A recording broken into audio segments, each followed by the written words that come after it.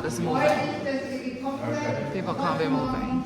Zum Künstlergespräch mit Cantons und mit dem Curator Christian Dominguez. Christian ist irgendwie immer so still. Also der saß gestern hier so die ganze Zeit so in der Ecke und überhaupt. Ich habe mich schon mit bestimmten Personen. Ja, aber ich spreche nicht viel. Ja.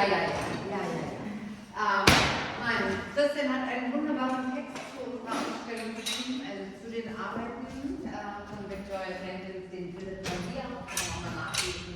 Also wir sind da sehr verwundert darüber, dass wir diesen schönen Text in dieser Ausstellung haben. Und ein Gast hat erzählt, dass Dominguez wie der Engel auf der linken Schulter bei Victoria ist. So wirkte das beim Aufbau. So schrieb der Gast. Ich versuche natürlich auch mein ganzes Leben sehr starke Verbindungen und Freundschaften mit dem Künstler langfristig zu entwickeln. Das habe ich mein ganzes Leben durchaus gemacht. Ja, von Anfang an. Mal nur ganz kurz, weil es die wenigsten wissen, Christian Dominguez hat jahrelang mit Harald Ziemann gearbeitet. Das ist so in der Kuratorenwelt oder Kunstwelt eine echte Größe, mit diesem Kurator, mit diesem Kunstwissenschaftler zusammenarbeiten zu dürfen. Also insofern freuen wir uns doppelt, dass Christian zugesagt hat. Ich würde mich jetzt zurückhalten, außer dass ich wirklich immer noch sehr glücklich bin für den gestrigen Abend, für die Show, die du uns geschenkt hast, die uns beide geschenkt hast, und wünsche uns jetzt einen schönen Tag. Danke. Good morning. I will try to make a little introduction to Victoria in English. And of course, thank you for joining us for our start today here. And please allow me to delve into the world of Victoria Cantons, and more precisely into the exhibition that is now presented in the Kunstverein Dresden. Victoria Cantons is not just a name, she's an artist whose work has been challenging conventions, inviting for introspection, and sparking dialogue on diverse themes.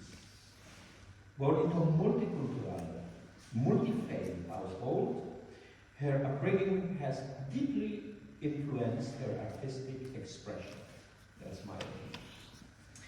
Her experiences, both personal and shared, have become the canvas for her artistic exploration. Victoria's work encompasses a wide range of media, from painting to meme, from poetry to performance, transcending the traditional categories and embracing a spectrum of human experiences. Her journey has been marked by a passionate pursuit of self-discovery, empathy, and resilience. As an artist, she weaves together words, visuals, and symbols to create a tapestry of profound expression. Her meticulous choice of words and imaginary invites viewers to explore the intricate layers of human existence, fostering connections that transcend categorization. Today, we are fortunate to have Victoria Cantons here to discuss the work, the stories behind it, if you want to ask about them, and the rich tapestry of themes that underline her creations. This artist talk is an opportunity for us to gain insights into her artistic process. You will see the idea, the concept of process is very important in Victoria's work, and undercurrents present in her art.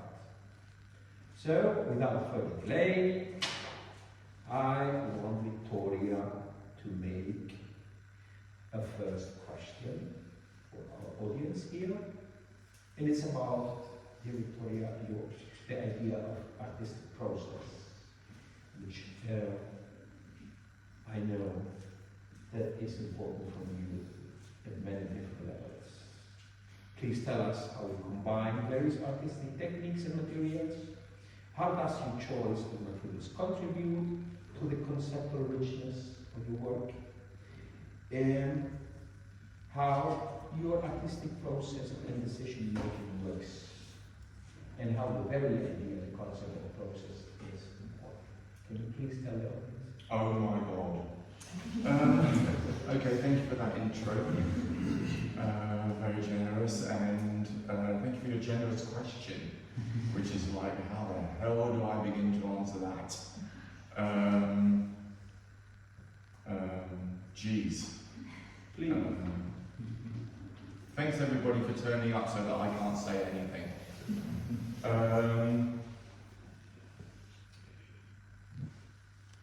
The work is as much about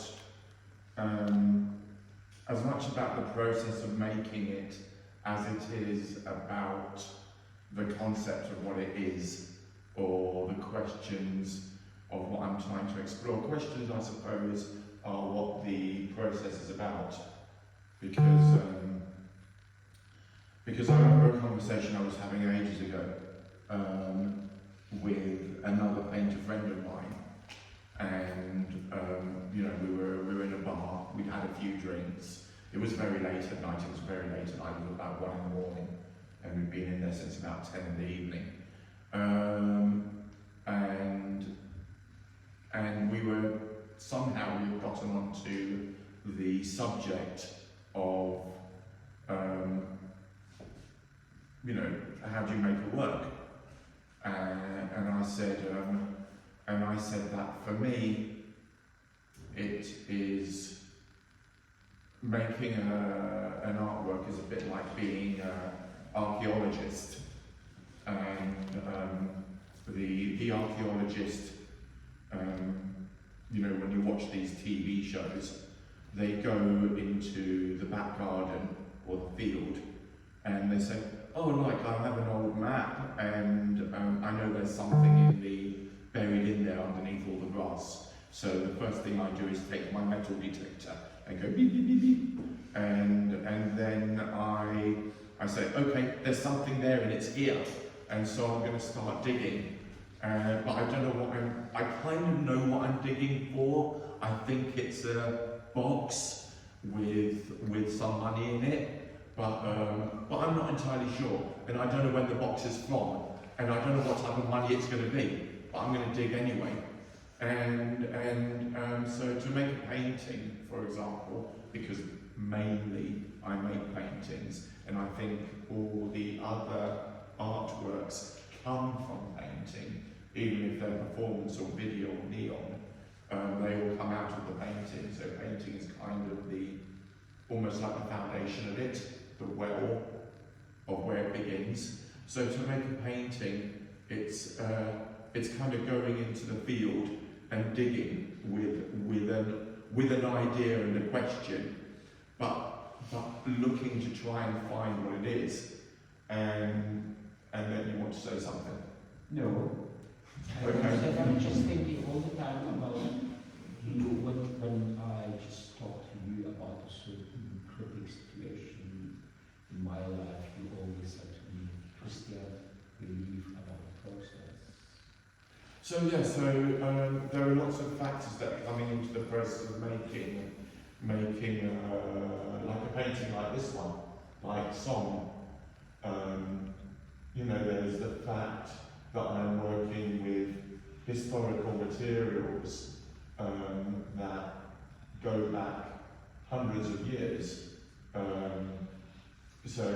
And that allows me to tap into the history of painting, the linen, the oil paint, and then there's the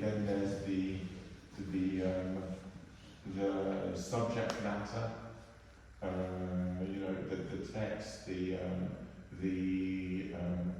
subject of the image, the roses, and what those mean historically, and then there's simply the digging, because I mean ultimately it's like when I was at art school, part of the experience of art school was writing an essay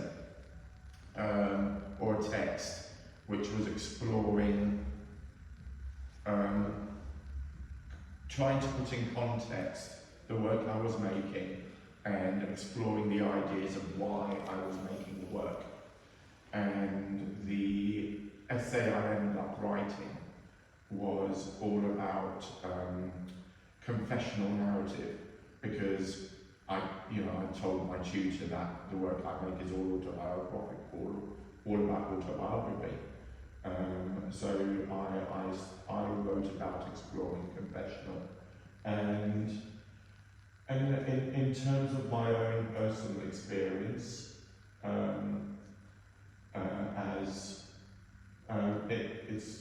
okay.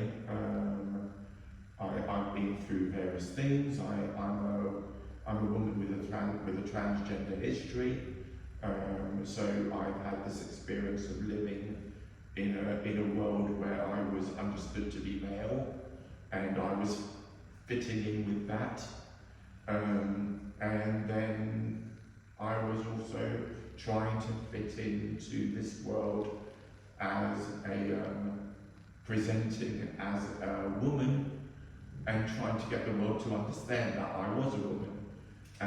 But then there's also going way further back.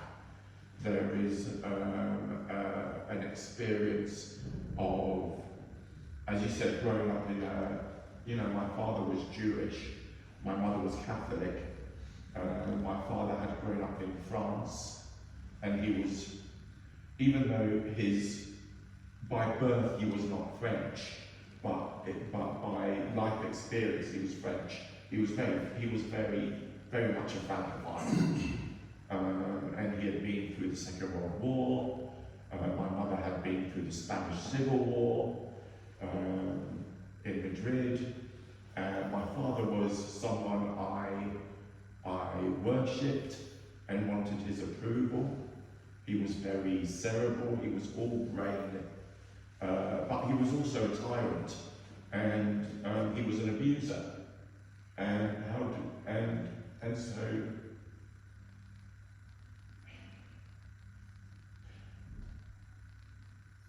making a painting like Song is me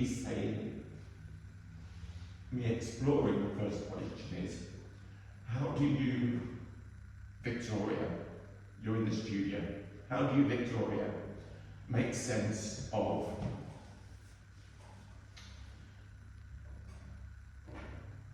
your father's abuse towards you, your relationship with your body, which you love because it's your body, but you hate because you feel so in conflict with your body?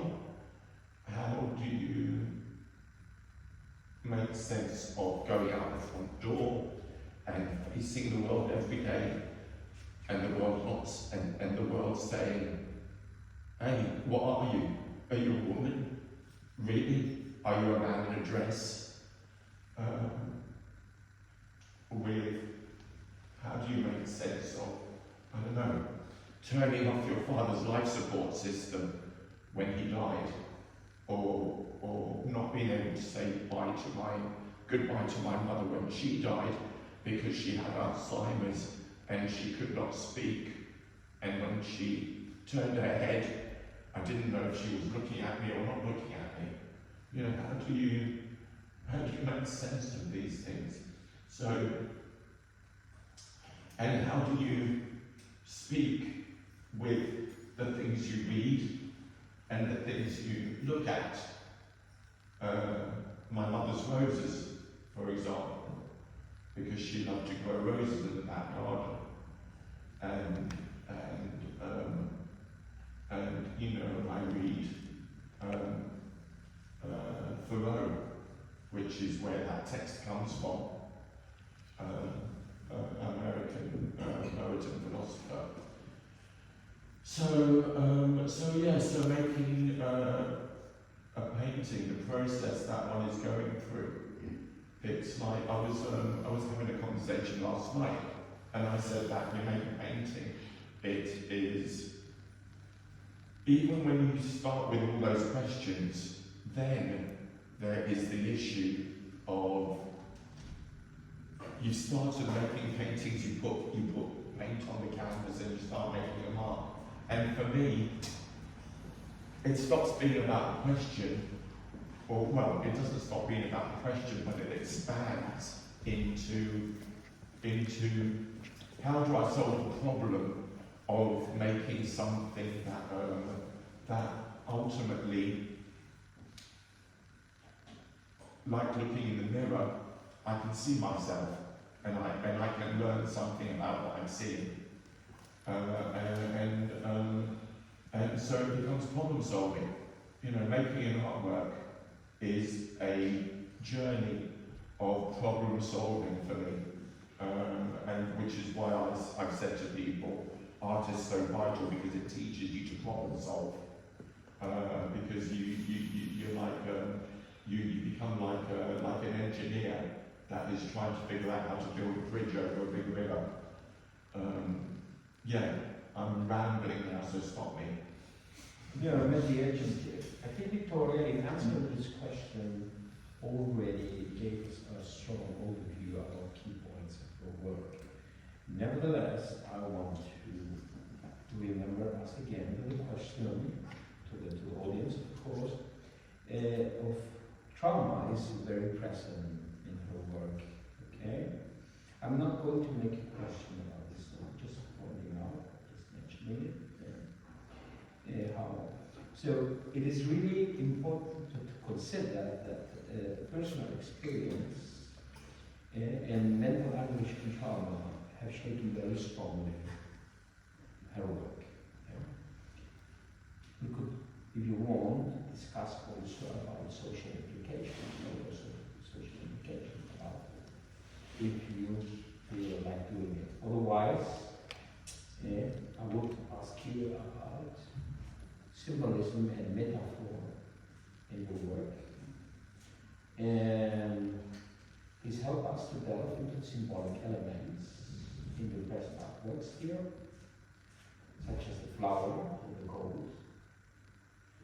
To discuss how symbolism allows for a deeper exploration of themes like beauty of life, transience, and the transformation of experience. Well, I mean, as I was saying earlier, the works are not lectures to another person. The works are a personal exploration of trying to make sense of something for myself. Because when I'm making it, I'm the only one in the studio with it anyway. So there's just me and it. And for all I know, when I'm making it, it may never come out of the studio anyway. It may just be an exercise in just trying to make sense of something. And maybe that's the way it will stay. And maybe I want to, whatever I've learned, I want to keep to myself anyway. So maybe I want to keep the painting to myself in that regard.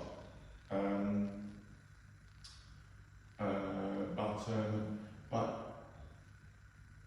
it's also making something that, I don't know, I suppose it makes some sort of sense when I come in the next day and look at it. And so a piece like Tenet over the golden paint. So yeah, the painting with gold.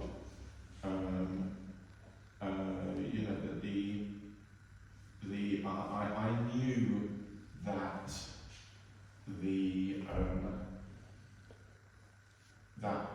there was a point when I was painting when I was making the painting, and many layers below that gold, there is a painting that I suppose kind of looked like that in miniature in a way, and I thought it's a beautiful painting. I was coming into the studio, it was there in the corner on the wall, and I was like, yeah, I'm happy to see that this morning. It's making me smile, it's beautiful, but at the same time, that's all it's being. It's just being a beautiful thing on the wall of a bunch of roses. and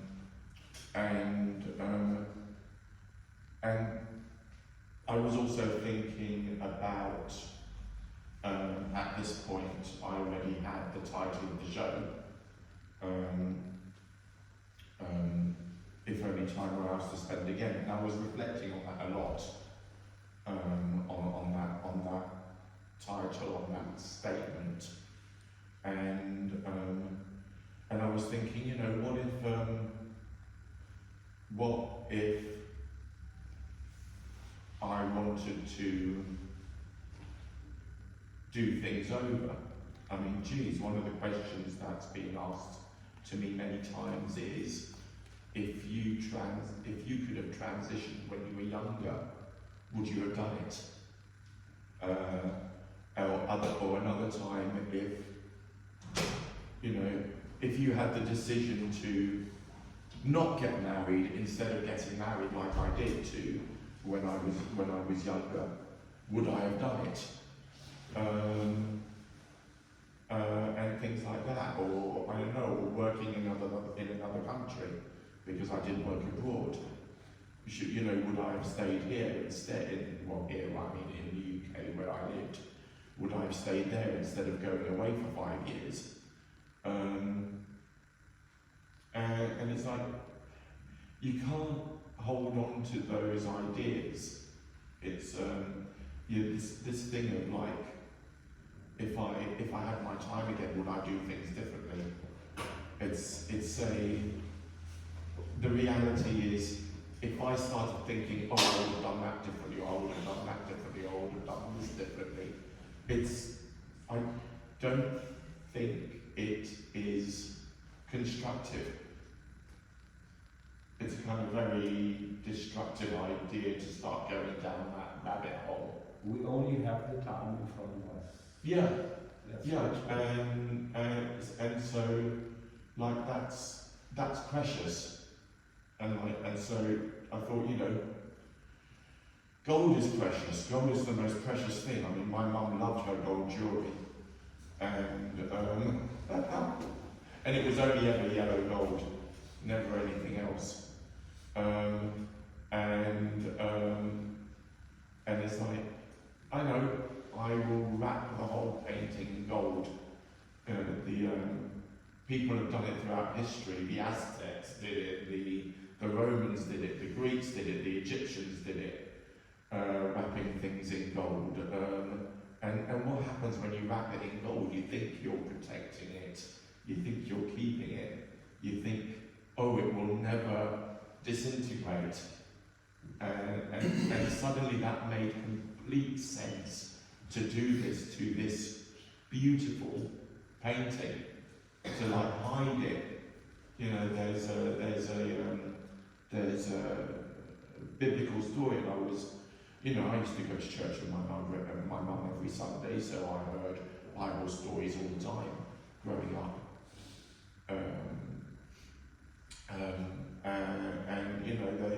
The story talks about the person finding a treasure in the field, and it's one of the Jesus parables. And what he does is he tries to protect the field and to protect the treasure because it's a very precious thing. And so you've got this painting tenet about protection and keeping, and trying not to let whatever is you think is good, try to not let it be destroyed. But then that also expands into things like love, or 6 words for living every day, or the neon, or even while I breathe I can hope, where it's like kind of, how do I remind myself? Because I might get up in the morning and before I left the house I'm thinking, yeah, this is all good, and everything's great and everything's wonderful and I'm going to do great things today. I go out the front door and suddenly I've put my shoe in a piece of chewing gum, and I've had a person at the corner of the street say, "Oi, you're a bloke wearing a bra and wearing your hair like a woman and you've got lipstick on." And suddenly I've forgotten that things can be good, and I have to trust, and I have to believe, and I have to have faith, and I have to love. So these works are about reminding me, myself, that I can be loved, and that I can have faith, and I can have trust, and that truth is the most important thing. So I don't know if that answers any sort of question. Okay, so before I make another excessively theoretical question, I would invite the audience to make questions themselves to Victoria. Please, anybody here? Around all these amazing paintings? Don't all speak at once.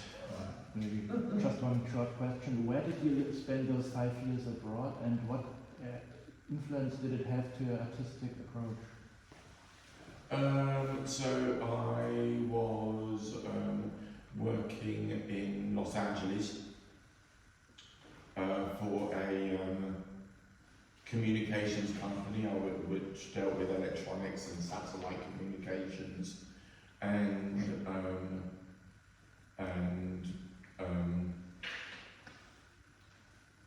it was creativity of a different sort.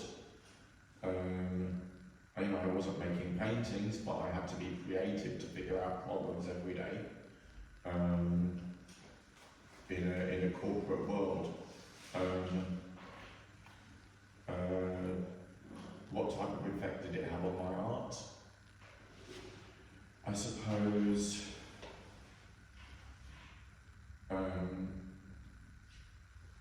it may be underscored or highlighted or accentuated the person I had become when I got there in the first place, and the person I was progressing to be, evolving to be at that point in time. I don't know how to answer that question really.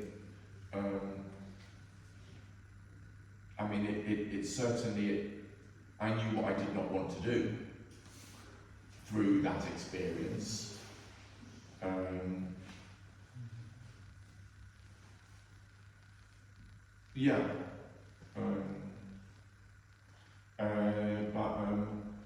But also, I suppose it gave me a lot of philosophical things to digest that I still maybe sometimes come to the surface in the questions I'm exploring in the studio, I suppose.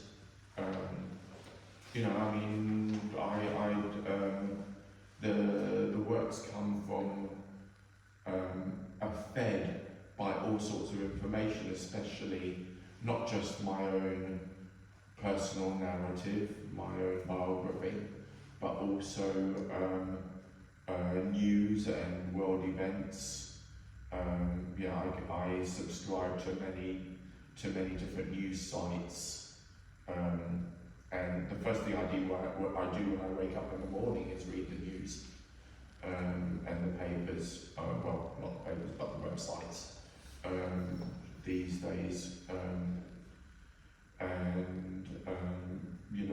The moment you start going into the news, you cannot go into the news and not start venturing into also history, because the only way to understand the news is to learn a bit of history, to know what's feeding the various global stories that are going on, so all that becomes the detritus. What? I mean, it's just the stuff that is lying around on the floor in the studio, metaphorically. Yes. That you then bring into the work that's being made. You know, it's a thing like a statement like if only time were ours to spend again. Is artists have always been geniuses from being opportunists with each other. right. No, And no, I mean, you know, it's like what am I don't know what made me latch onto this statement, which came from reading an essay about like Twombly and Rauschenberg and the Rauschenberg letter. That was freedom to. I call it freedom to do this. Okay, well, yeah, but it's freedom, it's desire. But you know, I read this line, and suddenly it spoke to me. But then it spoke to me because I think about all the crap in my own life. But I think about, and all the crap in my own life is the stuff in my own personal history. But it's also the stuff that's generally around me. You know, it's as much about reading about the conflicts around the world. It's as much about reading about, like, or seeing documentaries on TV about the environment and what, I don't know, Just Stop Oil are doing, or Extinction Rebellion that you read about in the newspaper every single day, and the protests. It's as much about dealing with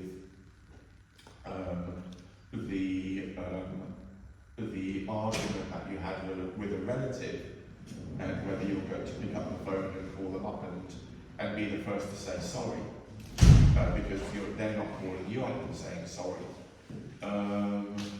You know, it's so, you know, if only time were ours to spend again. You know, what do I do with all of that? So yeah, so you know, this is what I end up doing.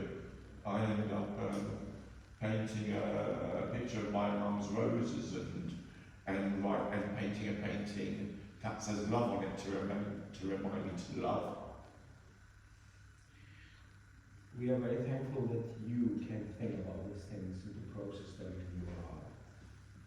Because, I mean, it's also a privilege to have time or to take the decision for doing it. You know what I mean?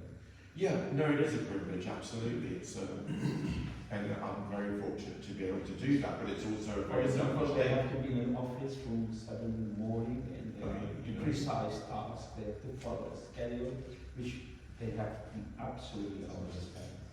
Absolutely, because thanks to them, one of them can do a different thing. We have to be thankful to our, so shall we say, civilization. But thinking on a free level and choosing the substantive thing, one after the other. I mean, to be capacitated to do this, one time after the other is an amazing thing. Thanks to that, we have art. Thanks to that, it's very obvious, you know. But it's also a very selfish act. Thank you for speaking selfish.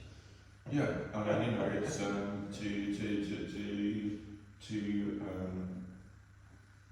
for me to make artworks is for me to be completely selfish, because I'm doing something that allows me to, at the end of the day, when I leave the studio, feel a bit better. Well, hopefully feel a bit better instead of feeling flat about the thing I just made. But hopefully feel a bit better about myself. and a bit clearer about what I'm thinking, hopefully.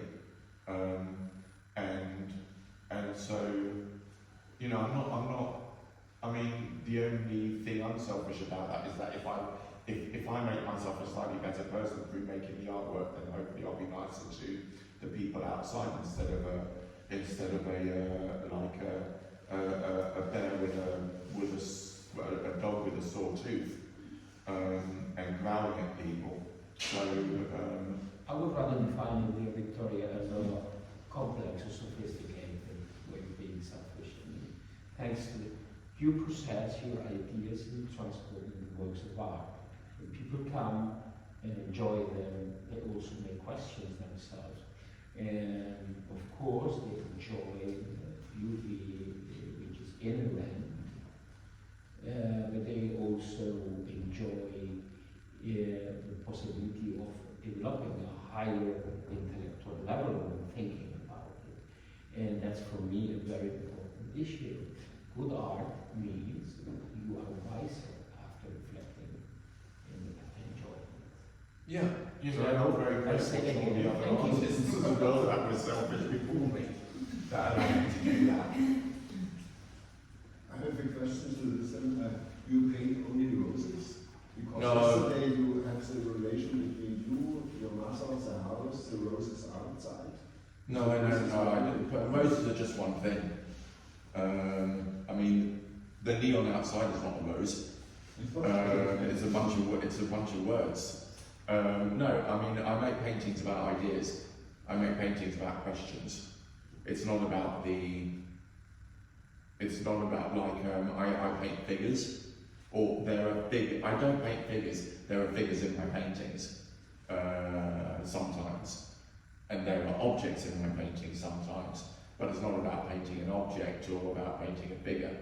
It's about exploring an idea and the best way it manifests, or I can explore that, is with it becoming a figure or an object, or a tableau, a scene. It just so happened that with this particular body of work, this particular series, the thing that appeared most in the paintings were roses and were words. But that, you know, I suppose that was with the very first, when I first conceived of the paintings for this show, I thought I was gonna make a huge painting that was gonna go from one end of the wall to the other in here, like 10 meters long. That was my first idea. I had made a painting at the beginning of this year, which was 6 meters long, and I thought that painting I could expand it and explore it further. And in fact, the idea for the 10 meter long painting was before the 6 meter painting.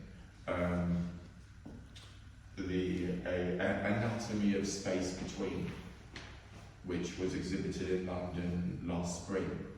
And anatomy of the space between was supposed to be a study for the 10 meter painting, but it became a painting in its own right. And after I completed it, I found that actually I could not find my way into making the 10 meter canvas anymore at that moment in time. And so I thought I'm going to make smaller canvases instead. And the anatomy of space between has roses in it, and it has text, and it has objects and things from my personal history.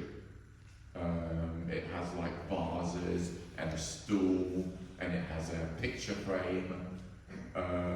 It has a mirror in it, that particular painting. as well as roses and poetry and text and writing, and this was the song was the first canvas. Love was made over quite a long period of time. It's painted, it's erased, it's painted, it's erased again. And every time I was erasing it and trying to paint it again, I was also sitting back and watching and looking at it and waiting as well for paint to dry before I went back into it again. And so I was bouncing like a ping pong between that canvas and this canvas, which was also happening in the studio. And the stages of this painting developed over a considerable amount of time also, because you know, the yellow sunlight in the background and the blue sky of this composition, they're made with very slow drying pigments, which literally take weeks to dry before I can paint anything else on them. If I painted the roses with the yellow paint still wet, then I would have had orange roses, not red roses, because the yellow and the red would have mixed. So the painting really forced me to wait and look and think until I could do more with it. It's very interesting because it looks like very fast and very impulsive, but it's a long process. Yeah, it got painted over months. Love got painted over months because I wrote love, I erased love, and then I waited. It was done, the white is with lead white and titanium white, two of the slowest drying pigments you can get. I don't know what you know, sir, about painting, but or paint material, but white dries incredibly slowly. The yellow uses a lot of lead tin as its pigment. It's an incredibly slow drying paint, and it's made with safflower oil. And it's not for you. The slowest. No, it's just. I mean, when you're a painter, especially if you're painting in oil, you have to be patient. You cannot paint. You paint quickly, but you paint with a lot of patience.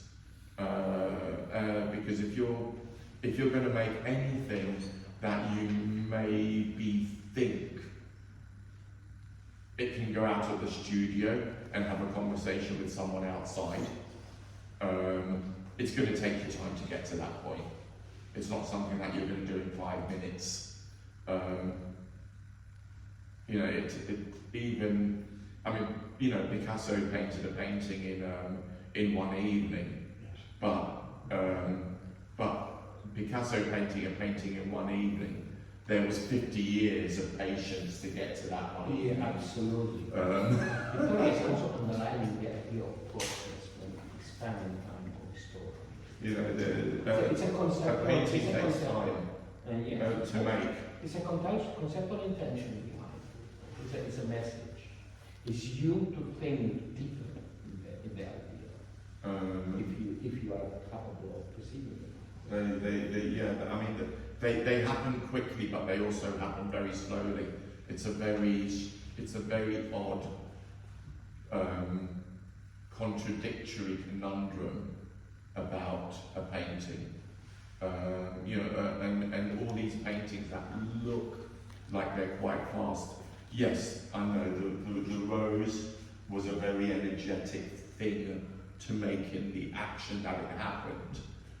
Whether it's the roses in All of Our Yearning, All of Our Fears, or What Matters on the Scale of the Human Heart, that one, or the roses in The Want to Cast a Shadow, the black flowers, the black roses in that painting.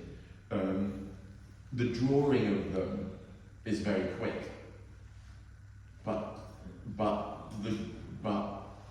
at the same time, it's also been very, very slow, because the material forces slowness, and the only way to get to know what next action you're going to take, you have to sit back and think about that too. Because if you don't do that, you're going to make a mistake and fall on your face and have to erase the whole thing and start over. And regarding the message, for not so long time was an exhibition in the museum, 1,000 Roses for Angela Davis. And that's why it's very political flower in the East Germany. This was a big campaign for freedom for Angela Davis in the USA. The roses was a symbol for them. You know, the rose has been a symbol of hope. More like other flowers. Or like flowers have been a symbol of hope for millennia.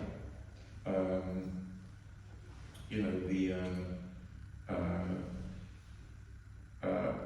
you know, Picasso was painting flowers while he was in Paris, when Paris was occupied by the Nazis during the Second World War. And those flowers are beautiful symbols of hope.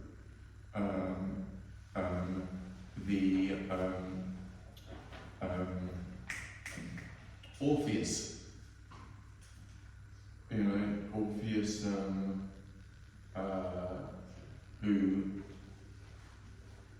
who had a fairly crap time, to be honest.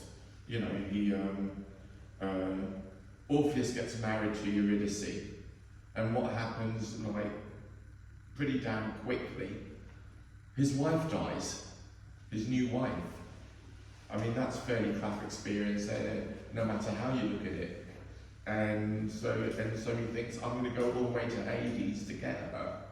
And so he goes down to Hades. That's a pretty horrible experience. I'm sure it was for him. And he negotiates to get Eurydice back. And then he has to walk out of Hades without looking over his shoulder to see if she is there behind him. He has to trust and have faith. And he has to hope. And somehow he stumbles along the way, and he ends up turning around and looking over his shoulder, and he loses Eurydice all over again, and then he goes through a crap time. If you read one of the versions of the story of Orpheus and Eurydice, until he is eventually killed, dies, he's put to death, laid to rest, and at the point that happens, where his blood falls, roses grow, flowers grow. Rebirth. The roses are the most, flowers, not roses, but flowers, are the most incredibly symbolic objects, whether you're talking about recent times or ancient history. You know, the Greek ancient story of Orpheus is like 2,500 years old, and yet we still have it with us. It's got incredible symbolism. Flowers say I love you. Flowers say I'm sorry. If you throw the flowers away, they say I don't care as well. They're incredibly symbolic things. The flowers always there. It's like a bridge throughout the ages. Yeah. Yeah. So, There's one more question, and then Yeah, sorry for coming late. I'm really touched by your direct approach to communicate with the viewer over quite intense feelings, emotions. That's that I find not so often in contemporary art. Have you ever felt a hesitation to use this direct approach to strip yourself naked, basically, and to speak about love, about this heavy, obvious feelings with the use by red roses? Have you ever experienced rejection because of the direct approach of this?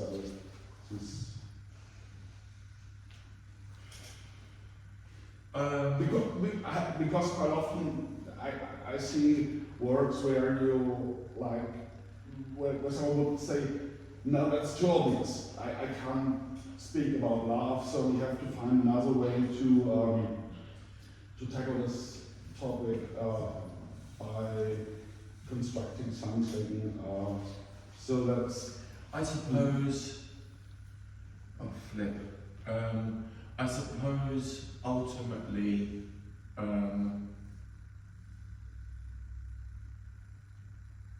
the work has to make sense in the studio. And sometimes, sometimes I will come in the morning into the studio and look at what I did yesterday and just think, no, that's really not working. It is. I know, as you just said, it's too obvious, and it's too simple, and it's not. I know it's not answering my question. It's not talking to me. I'm not. I used an allegory. Is that an approach allegorique? No, not allegory is the wrong word. But I used an idea. I'd spoken about an idea before where, making a painting is a bit like having a dirty mirror and trying to clean the mirror to find your reflection so that you can see your face. What does your reflection mean? See your face and you say, oh, there you are, oh, okay. My things are kind of sinking a bit, or I'm not smiling, smile, I don't know. My hair is going more white, I don't know. It's, I'm talking literally and metaphorically, but it's trying to get some sort of clarity about who I am in that moment. Angry, happy, whatever. Feeling old, feeling young, feeling pain, feeling joy, and sometimes the painting feels like it's saying that correctly back to me, or saying something about that to me, and sometimes it's not. And if it's not, then I've got to scrap it. And sometimes I'm very lucky that I share my studio with my partner, with Yang, also another painter, and she sees what I'm making, and sometimes she says, what are you trying to do over there? And I say, oh, blah, blah, blah, blah, blah. And she says, well, it's not really working. I'm like, no, I disagree. It's absolutely working, yes it is. And other times it's like, oh yeah, I get what you're saying, actually, no, you're absolutely right, it's not working at all, I've got to start again. I don't know if... And sometimes you think you've got it all, and then you put it outside, or you say, I don't know, you say, like a curator or a gallerist comes along and telephones up and says, like, I want to put you in a show, and can I come and see what you're doing? And I go, yeah, well, I've been thinking about this, and that maybe works with the idea of what you're talking about. Let's see if we can come together and put it so, like, come over on Friday afternoon. They come on Friday afternoon, they look at it and they're like, well, nah. So yes, I suppose maybe there is some rejection, but it doesn't change what happened before that. I think, you know, the relationship between me and the artwork in the early stages is, I guess, ultimately the only relationship that's really important about the artwork until someone else is looking at it, and then it becomes a different conversation. I really appreciate this approach, that you risk even at sometimes to being too obvious, but in order to transport a heavy emotion. So, well, that's nice. I mean, I see. I just avoid what is a painting anyway? It's a conversation. Ultimately, a painting is a conversation, and sometimes when you're having a conversation, you want to be very, you want to say something really complex, or really subtly, or really considered. You know, you're really thinking about the words you're using and the way that you're moving your arms when you're talking and so on. And other times you want to say something and you think the only way I can say it is to be really blunt. So sometimes the conversation has to be blunt, has to be very direct and very simple. And so if a painting is a conversation, then sometimes it has to be very subtle, and sometimes it has to be really blunt, because blunt is the only thing that works. Right. And another question, since I realized that your artwork is strongly connected to personal experiences in your life, and decisions, and also change of direction, do you think that's, have you ever been aware of that fact, that what would happen to if you didn't have this change of direction, or this also the struggles you get personally experienced? I mean, do you think it's maybe necessary for an artistic career to have these? I don't think it's necessary to have these, to have struggles to have an artistic career. You know, I mean, an artistic career can be born out of anything. It can be born out of joy, as it can be born out of pain. But if all I know is that if I did not have art, then I don't think I would have survived. You know, art saved me because it allowed me to have a conversation with myself, and that stopped me from, I don't know, throwing myself off the top of a building. It saved me. Does the art have to come out of pain or come out of joy? No, it can come out of anything. For any artist, I believe. For mathematics? Yeah, for mathematics, for whatever.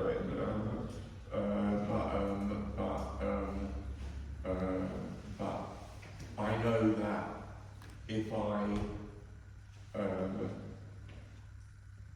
I try to do anything other than have a conversation in the studio with the art, with the process of making the art, then what I was doing would not be art. I think. Yeah, I think that's the clearest way I can answer that question. It strikes me that the intensity I feel when I see the work is connected to some urge within you, or some, as I said, I art safety. So that's what is somehow transported and is so attractive, actually. Please, 1 more minute. 1 more minute about what? We have to go. Okay, so what do you want to do with this 1 minute? Okay, say something.